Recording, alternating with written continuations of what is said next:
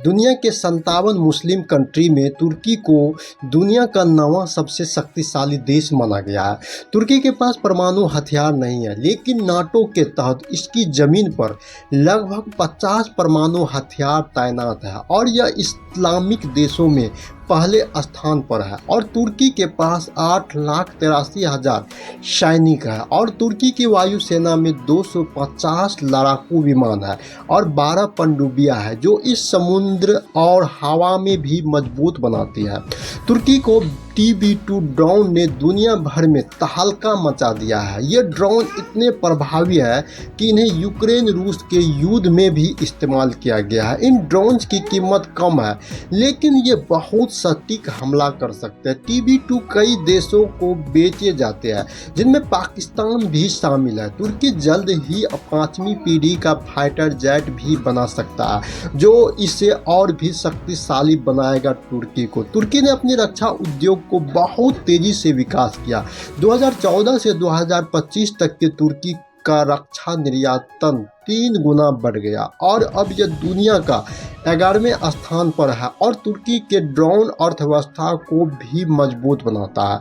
यह एक औद्योगिक केंद्र है और जायल वस्त्र और निर्माण सामग्री के उत्पादन होता है। तुर्की की भौगोलिक स्थिति ऐसी स्थिति है जो यूरोप में बीच व्यापार को केंद्र बनाती है।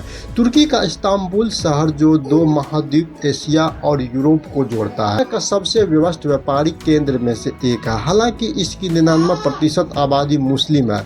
तुर्की ने मध्य पूर्व की भू राजनीतिक महत्वपूर्ण भूमिका निभाई है, जैसे कि सीरिया के बशर अल असद सत्ता से हटाने में तुर्की का एक हागिया सोफिया मस्जिद दुनिया भर के मुस्लिम के लिए एक महत्वपूर्ण धार्मिक स्थल इमारत है और जो इस्तांबुल में स्थित है। ये मूल रूप से एक चर्च के रूप में बनाया गया था, फिर मस्जिद में बदल दिया गया, फिर संग्रहालय और अंत में फिर मस्जिद बना दिया गया। हागिया सोफिया का निर्माण 537 ईस्वी में बाज़ेंट सम्राट और जस्टिन के शासनकाल के दौरान एक पूर्वी चर्च के रूप में शुरू हुआ था और 1453 में ओटोमान साम्राज्य की सुल्तान मोहम्मद द्वितीय ने इस्तांबुल के विजय प्राप्त की और हागिया सोफिया को एक मस्जिद में बदल दिया गया। और 1934 में आधुनिक तुर्की संस्थापक मुस्तफा कमाल ने हागिया सोफिया को एक संग्रह में बदल दिया गया और 2020 में तुर्की सरकार ने हागिया सोफिया को फिर से एक मस्जिद में बदल दिया गया।